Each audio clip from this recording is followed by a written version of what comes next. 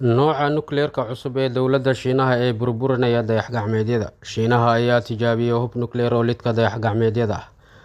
Dhageystayaasheena iyo daawadayaasheena sharafta mudan, halkani waa Gaacar Media Tube ee aan idinkugu soo gudbino barnaamijka wixii cusub ee Gaacar Media Tube.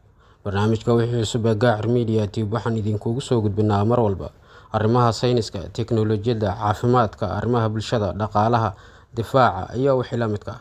Haddaba dhageystayaasheena iyo daawadayaasheena sharafta mudan, warbixintaas oo dhammaystiran inta aanan u gudagelin waxaan idinka codsanaynaa dhageystayaasheena iyo daawadayaasheena sharafta mudan marka hore muuqaalkan inaad like saartaan, kadibna follow, subscribe, share, like iyo comment inaad aadaan page-ka iyo channel-ka Gaacar Media Tube ee aan ku kala leenahay Facebook-ka, YouTube-ka.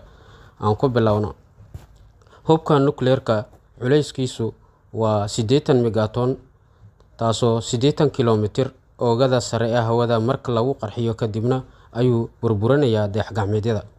Shiinaha ayaa bilaabay tijaabinta hub nukleer ah iyadoo laga ridayo dhulka oo hawada lagu gamayo, gaar ahaan dayax-gacmeedyada hawada sare ku sugan si loo burburiyo, sida ay ku soo waramayso jaraa'idka Asian Times.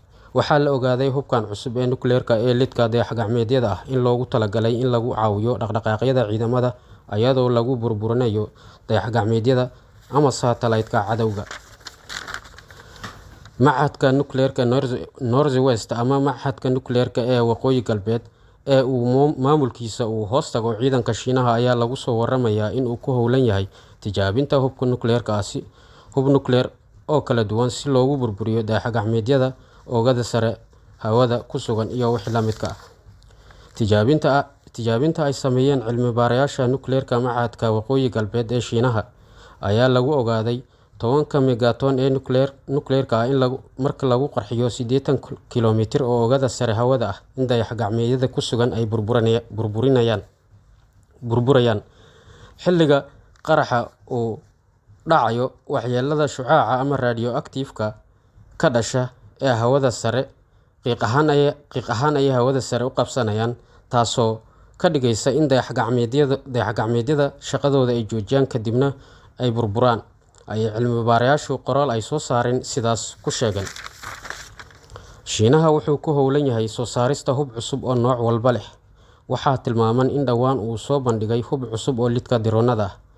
Hubka cusub ee lidka diroonada ah nidaamka uu adeegsanayo ayaa waxaa ka mid ah gantaalo dhexe iyo kuwa hoose. Sidoo kale hubkan lidka diroonada wuxuu leeyahay dareemayaal caqli leh oo xagga artificial intelligence-ka ee systemka kombiyuutarka ah iyo raadaarada kala duwan.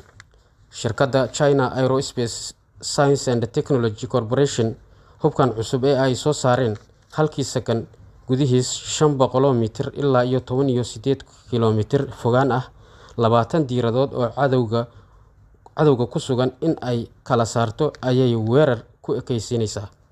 Dhageystayaasheena iyo daawadayaasheena sharafta mudan, intaa waxaa inooga eg barnaamijka wixii cusub ee Gaacar Media Tube. Barnaamijka kan xiga intaan ku kulmi doono nabadgeno.